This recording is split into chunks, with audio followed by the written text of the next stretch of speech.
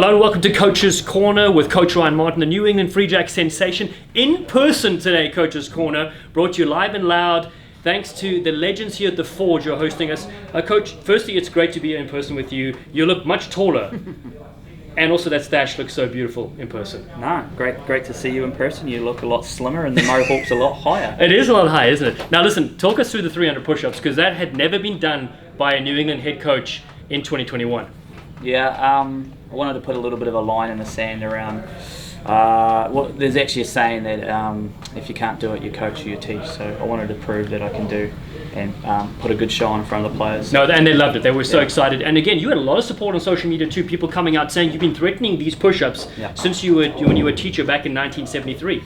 Yeah, no, it's not that far back. It was actually it's early 2000, sorry.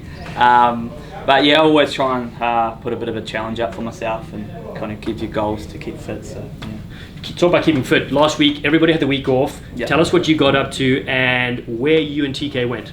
Yeah, so I was lucky enough to get over to Santa Cruz. I had never been there before in Northern California, and I was just really taken aback. Such a beautiful place, really easy to get around. The beaches were phenomenal. What was really interesting is how cold the water was. It reminded me of where I come from in Dunedin, the south of the South Island. So had a great, basically surfed every day. And met a lot of locals, so it's pretty cool. Yeah, I love it. And nobody smashed your board this time. There wasn't a you and Brummel story here, so I'm glad that didn't have any effect. Let's talk about the players. How important is it this late in the season to get a little bit of time off with their family and friends? Oh, huge. I think we're very lucky around where our bye weeks fell for us. That was quite a long stretch, 9 weeks, and we were definitely feeling it. So to get away, I know a lot of guys went down to Nashville, had a look around there. Some players caught up with their partners. So it was a pretty special time for us as a team. And I think what we're most pumped about is when they came back and the energy, on the Monday meeting. And today we had another great meeting and the boys are really high. So it set us up really nicely. Yeah, let's flash back to your last game. Seattle, it was another cliffhanger, 4 points in the game. Just give us your summary of that clash. Yeah, Seattle, very good team, great players across the field, and I think I mentioned before that game, the preparation was based around respect of how good they are, and they brought an awesome game, and I think as a spectator that was a really cool game to watch. It was right down to the last basically 4 minutes of the match. And it's maybe a theme I've been talking about all season with you, especially around, we never put up the white flag, and people know when they come to watch a free jack, we're not going to roll over for anybody, and we're never going to give up regardless. And that was the spirit we saw come through in that match. And then let's talk about this week. All right, so you've got players returning, a couple of bumps and bruises. Obviously, it's been brutal. How's the health of the squad? Anybody missing? No, the health's actually really good.